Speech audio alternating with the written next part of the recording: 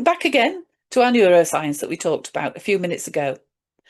If you dump 50 slides of raw data on somebody who has that high yellow preference, you aren't going to trigger serotonin or dopamine. You're actually going to drive up their cognitive load. So in effect, what that means, you're starting to stress out the brain. Now, I'm not going to go into it here because we talk about it many, many times about the brain's threat response. But in effect, we're going to trigger a threat response.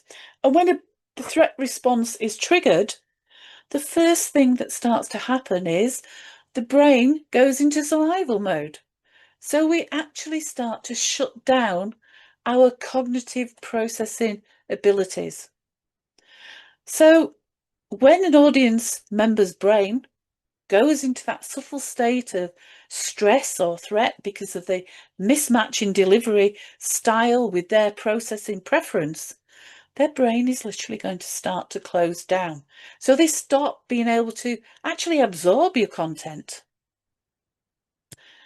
So if you're pitch perfect for your own preference, for your own colour, you'll only ever truly connect with the people in the room who share your exact preference.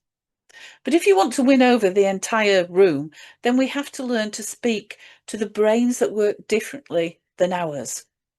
So we can use a technique called the mirror technique. And this is how we can actually fix this, making that connection without losing our authenticity. Before you even open your mouth, look at the room. Now, if you're presenting internally to your leadership team or perhaps externally to a major client, ask yourself, what is the dominant preference of the decision makers in this room?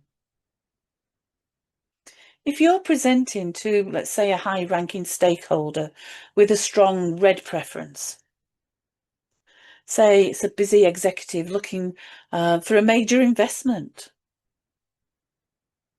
then they don't want a 20-minute presentation that takes them on detours all around.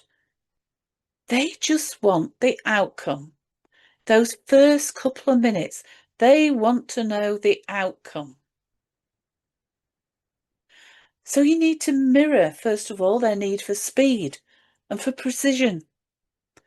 Cut out a lot of that introductory fluff. That doesn't mean to say be rude, but they don't want all the fluffs. It's a lovely day today. How's the weather? Or I like that suit. Or, oh, I love the new hairstyle. Fluff. Get rid of it. Look them in the eye. Speak directly to the bottom line, the financial, the operational impact, the things that they want to know. Keep your projections realistic, clear. And if it involves quoting finances, make sure that you're quoting in their local terms. Here in the UK, Great British Pounds. But by subtly mirroring the behavioural needs of the room, you actually start to lower their cognitive defence mechanisms. And this is when the door starts to open to make that real connection, to build trust and connection.